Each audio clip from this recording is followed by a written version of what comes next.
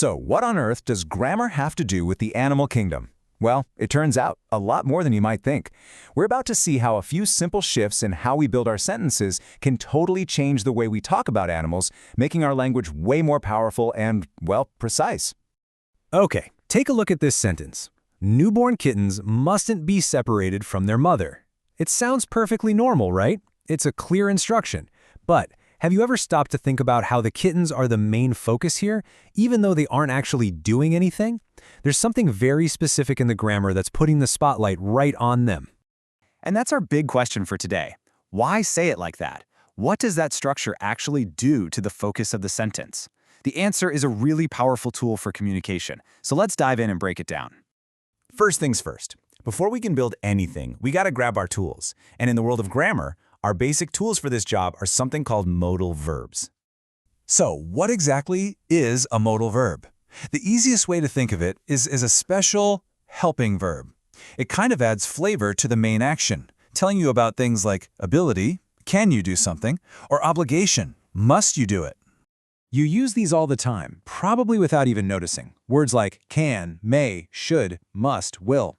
They're these little power words that give our sentences a sense of what's possible or what's necessary, Like, a parrot can talk, or you must feed your pet. Okay, tools in hand, now for the next big idea. Changing where we shine the spotlight in a sentence. We're going to learn how to shift the focus from the doer of an action to the receiver of that action. And we do this using something called the passive voice. Let's see this in action. In the active voice, she will make a cake. The spotlight is obviously on she. She's the one doing the making. But if we flip it to the passive voice, a cake will be made. Suddenly, the cake is the star of the show. And notice how she, the doer, can just vanish if we want her to. So how do we pull off this little magic trick? It's actually a super simple recipe. First, you take the object of the sentence, in this case, a cake, and move it right up to the front. It becomes the new subject. Then, you plug in our magic formula. And finally, the original subject, she, becomes totally optional. We don't have to say who made the cake if it's not important. All right, now it's time to bring it all together. We're going to combine those handy modal verbs with this focus-shifting passive voice and see just how powerful it is when we start talking about animals. Here it is, the magic formula that makes this all happen. It's always modal plus be plus the past participle of the main verb.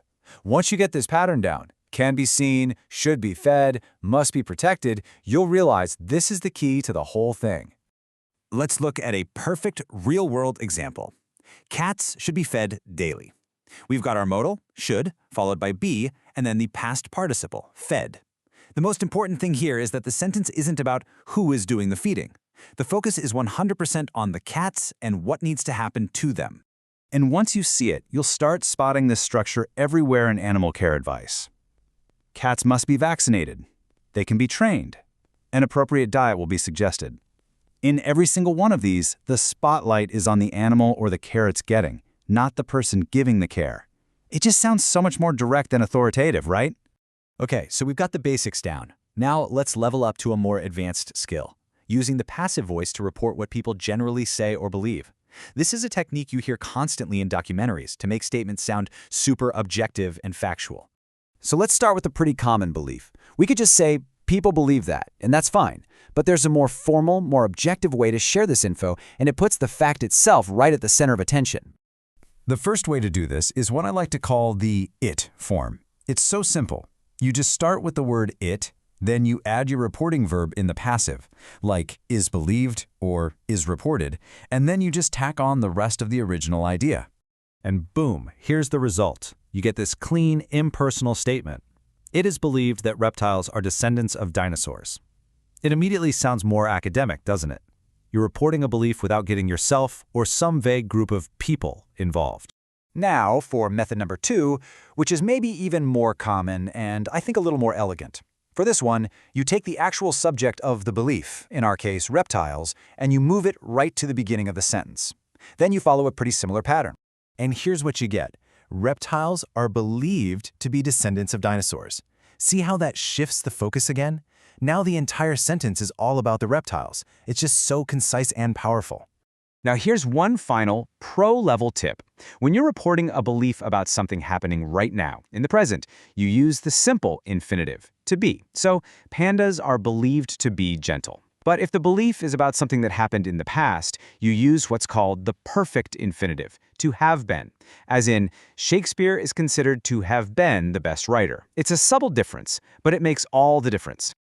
So why did we just go on this whole grammatical safari? Because honestly, understanding and using these structures is the difference between just stating an idea and presenting it with real authority and precision. It's about sounding like an expert. Now you have the tools to share incredible facts, just like you'd hear in a nature documentary. Giraffes are said to be able to, or elephants are believed to have. Can't you just hear how much more impactful that sounds? So I'll leave you with a little challenge. Think about your favorite animal. What's a common belief or a well-known fact about it? And how can you use these new grammar tools to talk about it? Now you know how to explain it like a pro.